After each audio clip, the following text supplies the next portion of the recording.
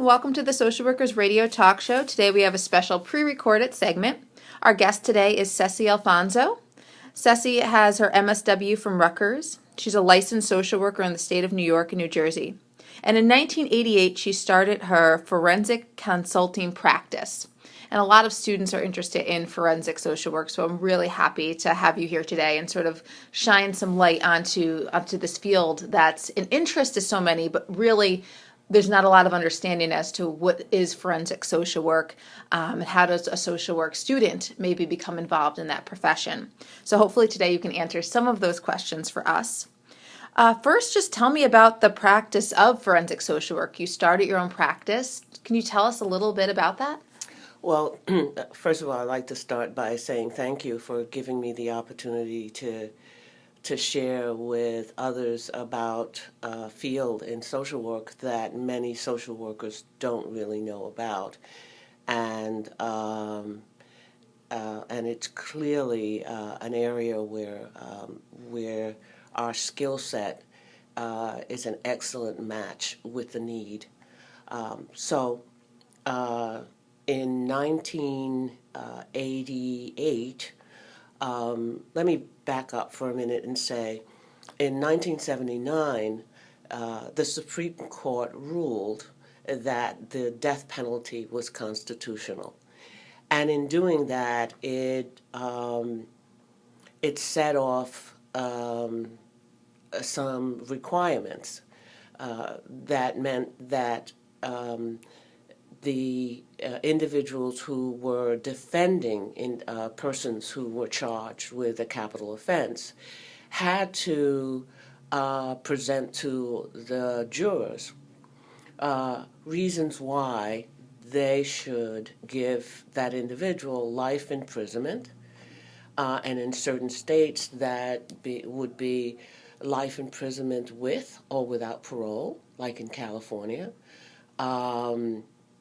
Life imprisonment without any opportunity to be released from prison, and so in order for the jury to consider that possibility, they had to hear reasons why they should give this person life or death. The prosecutor, on the other hand,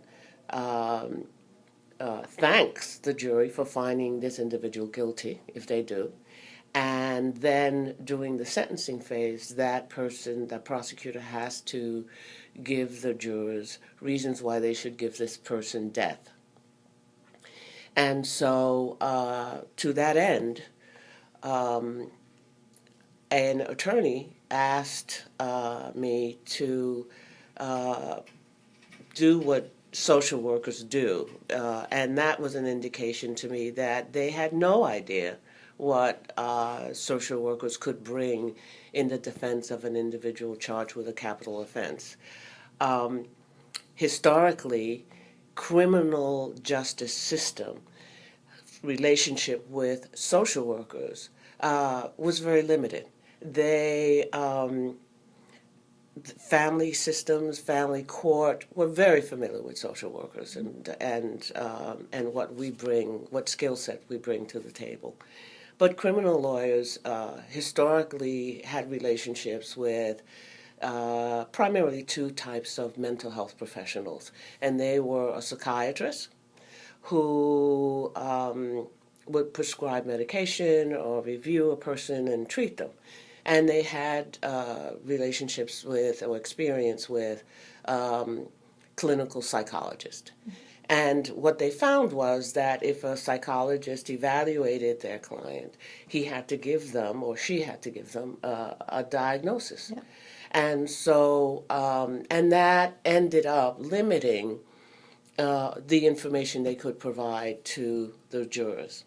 As a result, they were asking around if there were social workers who could do what we do, and so I had no experience, none whatsoever. Well, that's good for students to know that Somebody with no experience can end up being what you turning into, which you'll tell us in a little bit, a career that's been very Right, sort of that's successful. expanded over, for me, over 30 years. And what what motivated me to get in the field was, one, it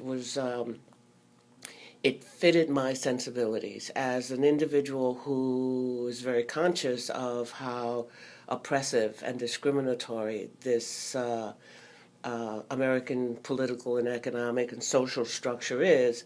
I realized that this was an opportunity that I could bring together my sensibilities and my perspective and my values and my skill set. And so I say to those social workers, if you feel that this is an opportunity and you have the assets, I think you should go for it.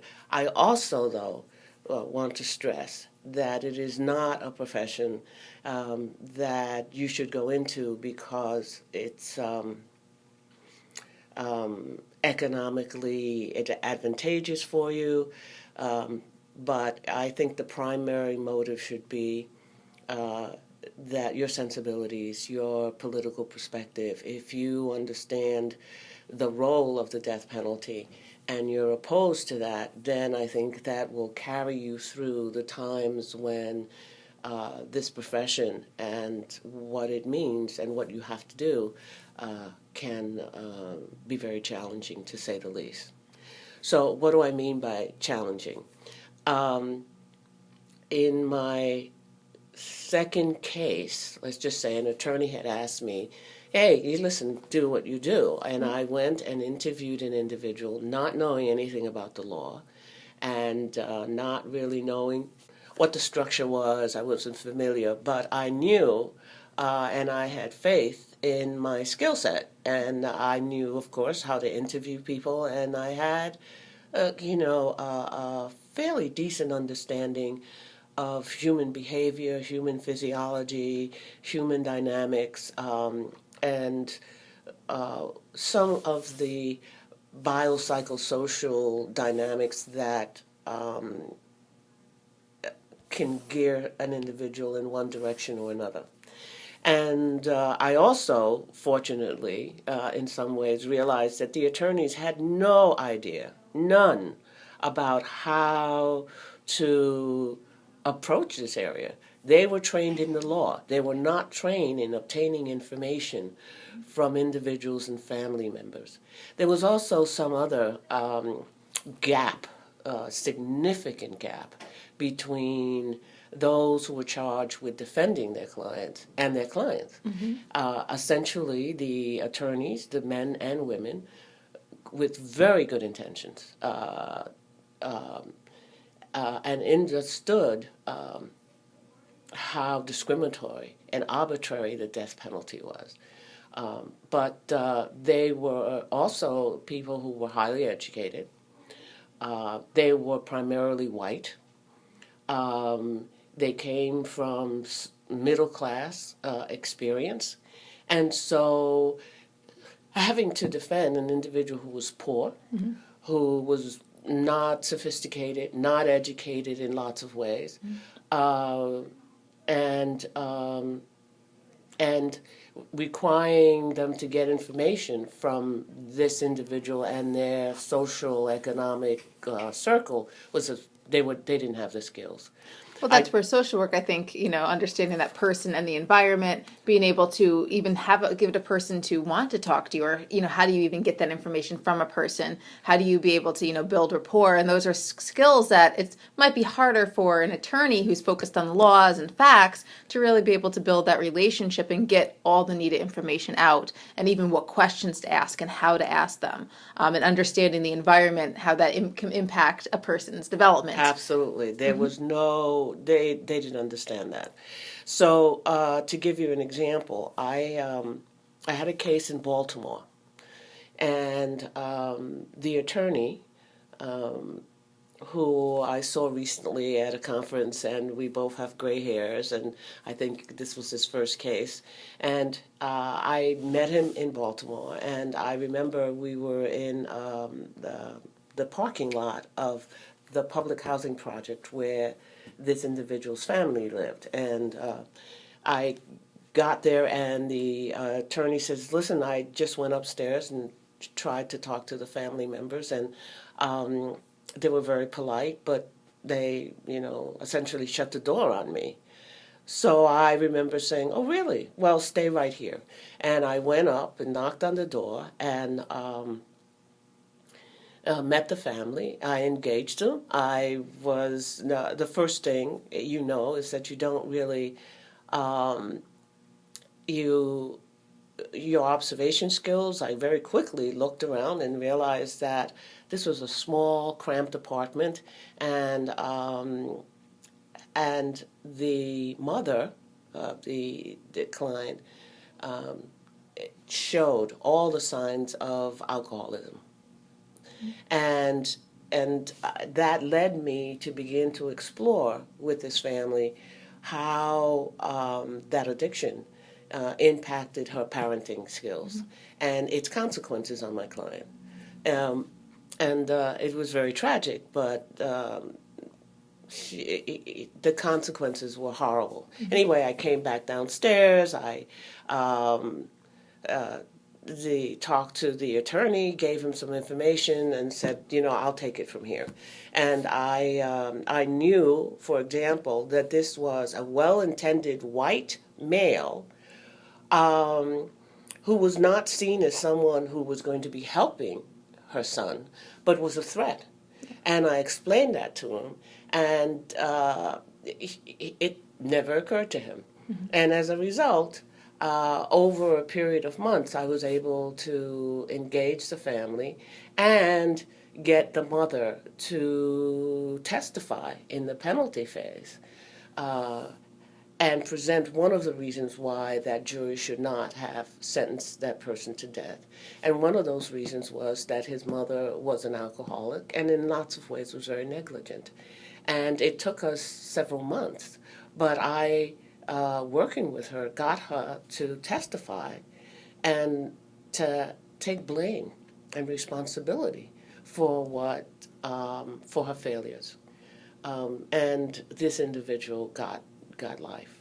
That was one of the cases. Another one that I'd like to share with you very quickly is I had a case in Connecticut. And already you've heard me say Baltimore, Maryland, and Connecticut. So one of the things in my career is, let me just say that doing this kind of work, I've traveled around the world, essentially, because you go where the individual grew up, where that person lived, where that person was shaped.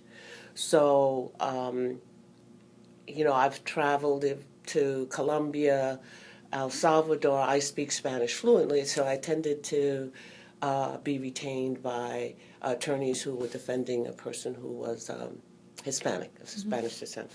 But anyway, I got a call from an attorney in Connecticut who was defending an individual who had he was African American and had raped and murdered a white woman. And one of the details about the crime was that he, after raping the woman, defecated all over her. And the lawyers were really concerned. There were very powerful dynamics that would have gotten that jury to sentence him to death. One, this was a black male, and the victim was a white female. And let me stress that one of the unfairness things about the death penalty is that the chances of you getting sentenced to death if the victim of the crime is white, male or female, are 75%, as opposed to 30% in intra-racial crime. Anyway, I had gotten this case, and the attorney said, I don't understand the individual. The defendant, I'm trying to help him, and I don't understand what he says. And the mother seems like a very nice woman. So I don't understand how this young man got to the situation. We've gone to her home. She's very pleasant, very polite, and so on and so forth. So myself and a colleague, another social worker, went to interview her. And we went to her home. It was immaculate. It was absolutely, and that was our first observation. Yeah. And we sat in her kitchen, and she had table mats. And I accidentally moved the table mat, and it fell to the floor. Yeah. And she came over and picked it up and put it back just exactly how it was. And so my colleague and I looked at each other and noticed the same thing. My colleague moved her table mat, and as the woman went and got us some coffee, and that's the other thing. Let me just say that. One of the things that I've taught over the years to social workers when they're doing interviews is do it in the kitchen. Really. And that's a whole other issue why. But anyway, so there was a compulsive nature to the mother. Well, the end result is that after doing some observation and reading the file, I went back to to interview the defendant, and I asked him to lower his pants, and he was startled. But I did it in it's something that's commonly done. Yeah. I didn't hesitate. It was like, yes, this is what you have to do. And very quickly, my hypothesis was correct. He had a rash in his genital areas, and I asked him about that. He said, well, I have to be very clean. And it turned out that the mother, during the child's developmental period of toilet training, compulsively scrubbed him brutally. And and that only came from understanding, having an education in social work, and how if there's different stages of development have implications if they're not done well or managed well. So certainly one of the questions we ask is toilet training. And when did he develop bladder control? Yeah. If you're interviewing someone and you find out that through family, because your defendant client may not tell you that he wet the bed until he was 10. Now, that in itself, in our profession, gives you some areas to explore. Yeah. And so as a result of that other case in which he had killed a white woman, we were able to get a plea. I was able to testify. I suggested that they do bring in a psychiatrist. We took pictures of his private parts, and the jury was appalled. And so the prosecutor, was just appalled, and we got a life sentence for this individual. So those are an example of intuitive things that might not have also have been ever discovered without a social worker. Absolutely. You don't see lawyers going in and asking those questions and even making connections about a placemat was moved. That's more of something a social worker would do, notice and say, hey, let me try this again. Let me see this. Let me ask this question, and sort of building on that. It's a whole different level, different expertise area. Absolutely. And frankly, the attorneys were rather impressed. Because they did not know how to approach this. Yeah. And not only that, so for 30 years, this is what I did. the other area that I need to share is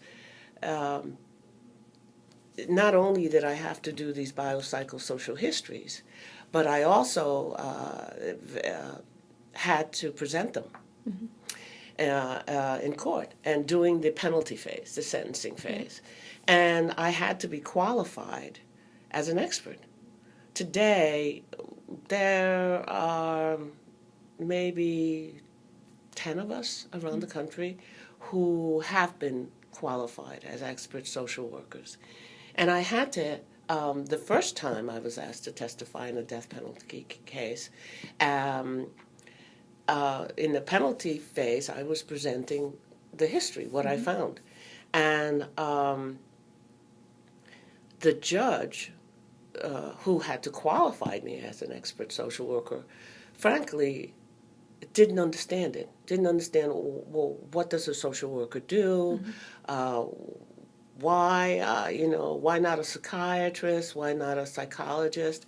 And the judge said on the record, well, don't they just give out welfare checks or, stuff like that? And so, no, but in that particular case, I had to, let me just say that an individual is qualified as an expert if your knowledge, your area of expertise is more than the average knowledge, average information, and that you bring to the process, the trial process, information that the jurors would not have.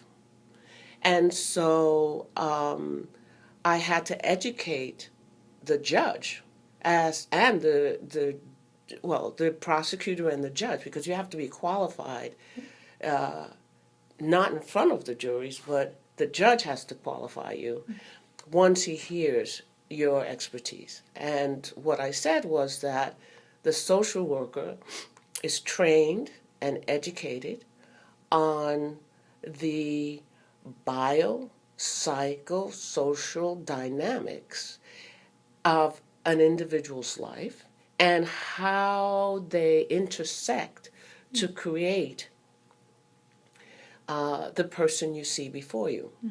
And so if you don't understand the interplay, one, you don't see it, and two, you are not able to articulate it. For example, I had a case in which I testified, I was qualified, in which I basically said that the mother of this individual charge was not a good mother. And she was not emotionally available for her son, that she was not available. The prosecutor got up and said to me, well, ma'am, I have a medical record here that shows that the mother would take this child to the doctor. So how can you say she wasn't a good mother?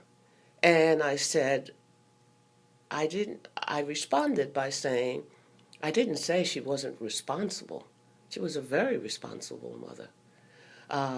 But she wasn't emotionally available or nurturing. And I'm sure that many of us know individuals who are very responsible, but we wouldn't leave our children with them. I think that was very credible to the jury, and they gave him life. I'm not going to say that was the only reason, but they truly understood what I was trying to say. So I think that's one of the ways in which we've been very effective.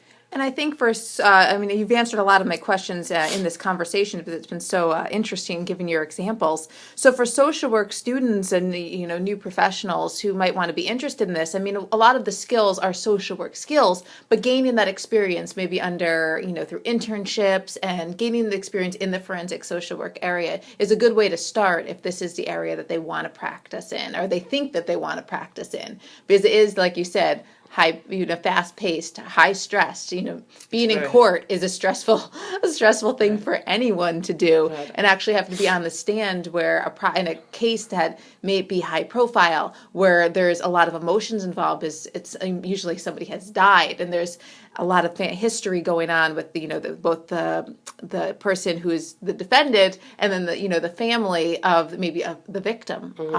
So there's a lot of pressure and stress and people wanting to know what you're saying and listening to your every word.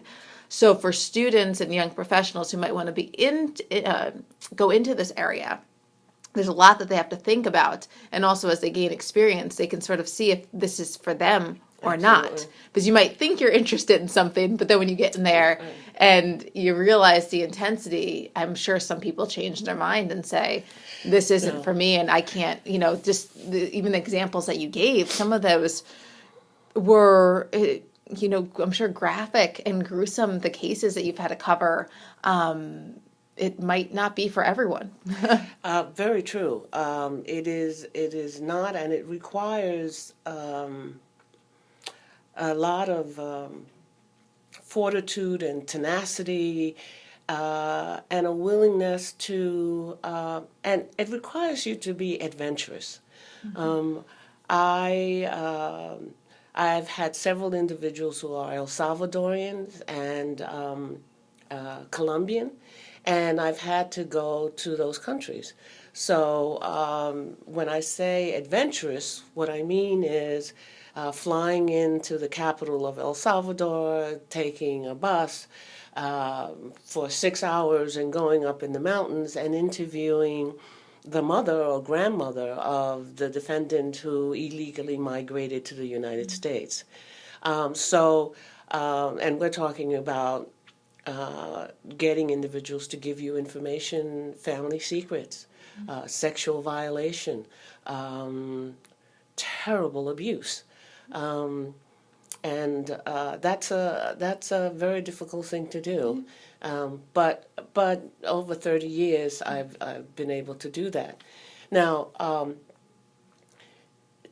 to answer your question in terms of how social workers can get into this, very briefly, let me tell you, when I started my career, there were essentially states and federal government who were hiring social workers to, like myself, we were independent outside experts who were retained as consultants on the team. We did our work. We did what was required to put together a biopsychosocial history. Then we would testify, provide our expertise. What eventually the profession evolved into, it became very clear that one of the things that we did was we got at all the information on this individual, as much as we could, including things that the attorney may not have wanted the jury to know. And as an independent expert, once I'd known that information, I could, in order to maintain my credibility, if I was asked directly on the stand by a prosecutor, did you know about this or that, I would have to answer honestly. And that could bias as for the defense, their ability to win the case. Or save this individual's life. So in terms of the evolution of the profession, what became very clear was that for attorneys, they started saying, no, we don't, if you know something that could jeopardize the defense, we're not going to put you on the stand, one.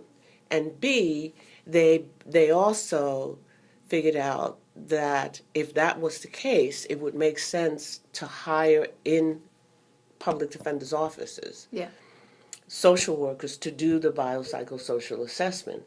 And that information would be given to an expert like myself, and I would testify, And there were certain things, information that was not given to me. Or if I did certain interviews, it was directed by the public defenders. So I would not be contaminated. And I would therefore be able to testify. And if I'm asked about something, I'd say, I don't know. I don't have that information. So my credibility and the defense of the client was not jeopardized. Now, all that said, if you want to get into this field, let me just add one more thing, that this profession has gone from being outside a public defender's arena to being in-house the public defender's arena, and it's a salaried position now. Now, a social worker can start out making $45,000 to $50,000 a year. The work is high stress, high status, and you're going from, you could be working in a public defender's office on the trial level to post-conviction. So an individual may have been convicted, they may have been sentenced to death. There is an appeal. Yep. The appeal says that trial phase or the sentencing phase or both or just the sentencing phase has to be done again. Yep. And therefore the social worker or another social worker may have to conduct a biopsychosocial assessment. The other thing I'd like to point out is that an attorney was told by his client that he did not want the attorney to conduct a biopsychosocial assessment. Individuals, for a variety of reasons, may not want you poking around their family and asking questions, and they, particularly if there's been real trauma. I mean, all trauma is real, but individuals may not, for a variety of reasons. The attorney complied with the defendant's wishes. It all went up to the Supreme Court. The Supreme Court came back and decision was whether the individual wants you to or not, you must conduct a biopsychosocial assessment, because then you can decide and determine whether you can comply with the client's wishes. But you cannot do that if you don't know. Well, I mean, if you think about, at clients that we work with all the time, they're usually the ones who don't, like you said, who don't want a biopsychosocial. They don't want to talk about their history or their past or to talk to their family. That's usually the ones where there's stuff there. Absolutely. That could probably maybe assist in the case or be information that is useful to the case. So absolutely. And the power of shame. Mm-hmm. We all know how people will sell their soul not to feel that, mm-hmm. to feel shame. Mm-hmm. That's that. So let me just say that as a result of that also contributed, that decision by the Supreme Court in Wiggins versus the United States, that was the case. That also contributed to federal and state public defenders' offices to bring in-house, because now the Supreme Court had said, you've got to do it, no matter what. So I'm saying that it is a profession. There are 19 states who still have the death penalty, although it will be abolished. But I do believe that ultimately what will happen is that the death penalty will be abolished and a comprehensive biopsychosocial assessment will be required on the majority of major federal and state criminal cases. And the reason for that is because you get, in death penalty cases, you get 2 lawyers, you get an investigator, you get a mitigation specialist, which is what our profession is now called.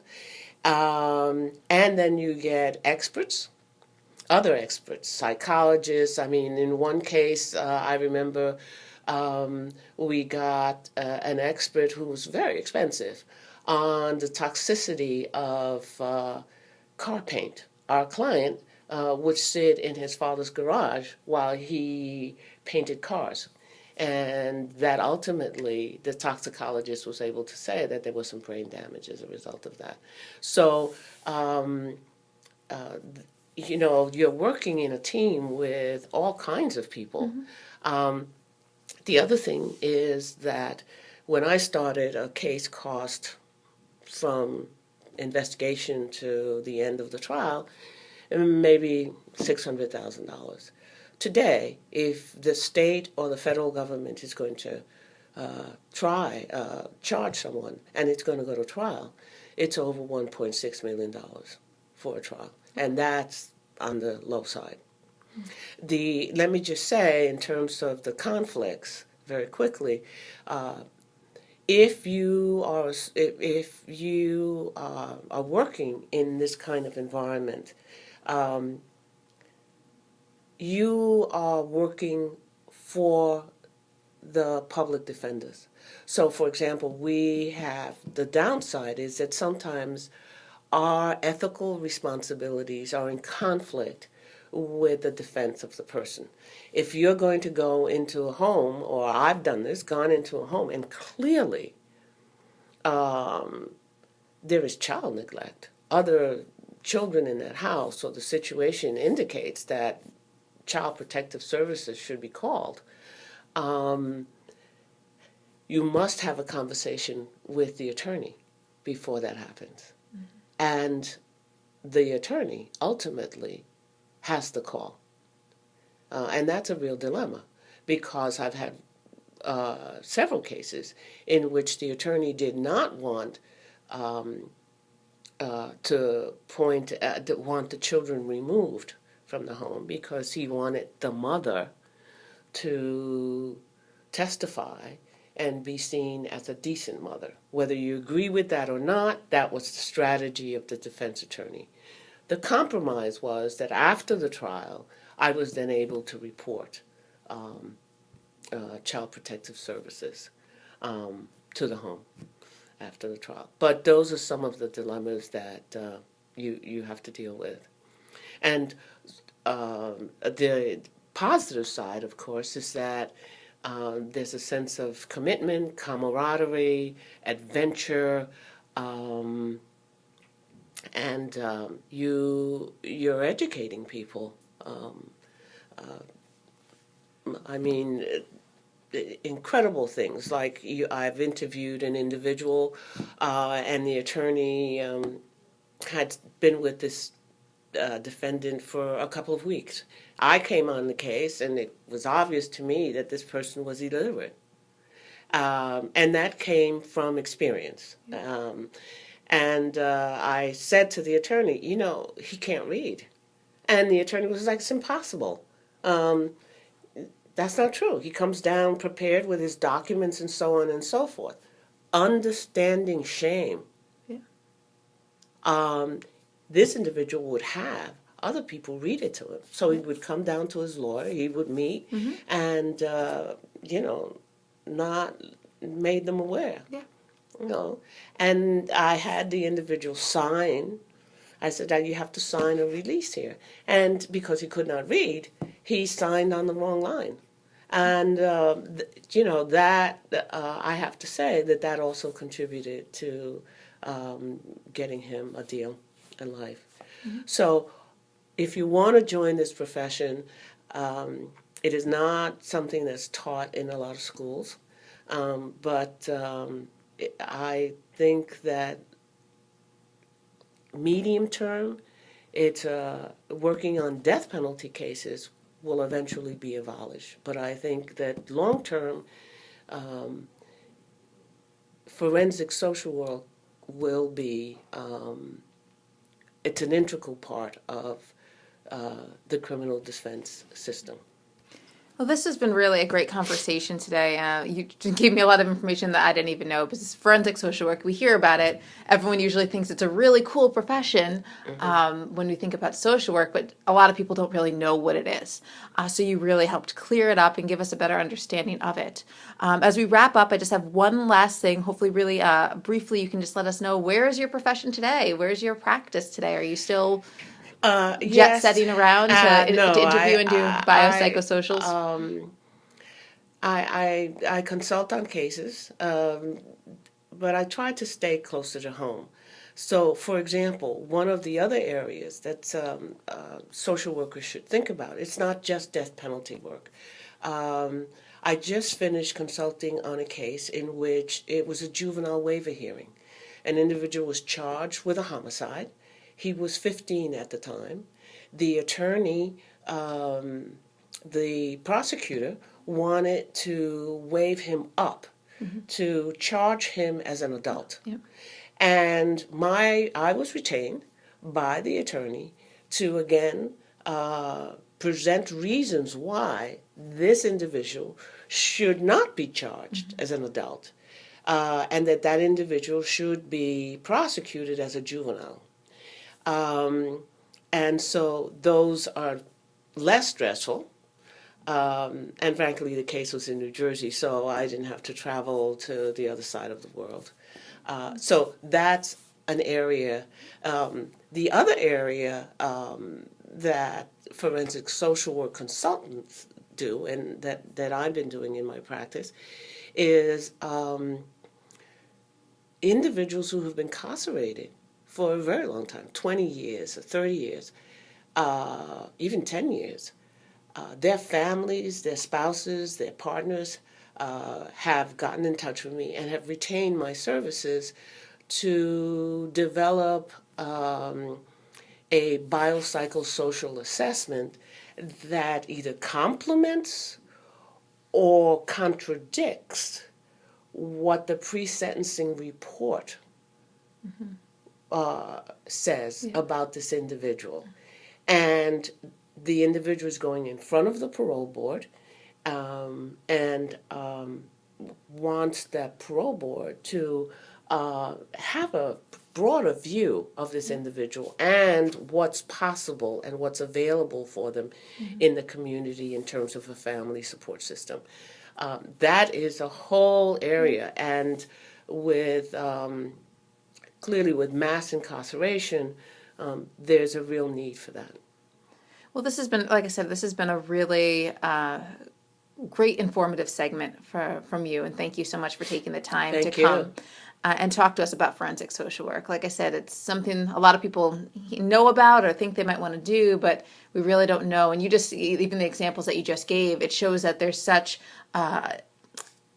I guess like a continuum of how far you want. Like the death penalty seems to be the most kind of stressful one, but there's so much at stake. It's really a person's life. Versus the waiver kind of here we'd see if they're going to move a child up to be tried as an adult or juvenile, I should say. There's definitely a spectrum. There I see a need. It's not my area of expertise, but I see. And I've always had an entrepreneurial spirit, so I see opportunities to take our profession and match it with a need. And clearly there's a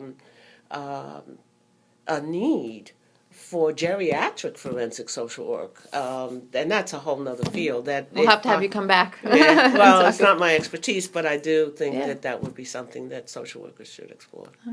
Well, thank you for tuning in. Today, again, we had Cessie Alfonso, who is a licensed social worker and who talked to us today about her consulting practice and her whole experience in forensic social work. So thank you again. You're welcome.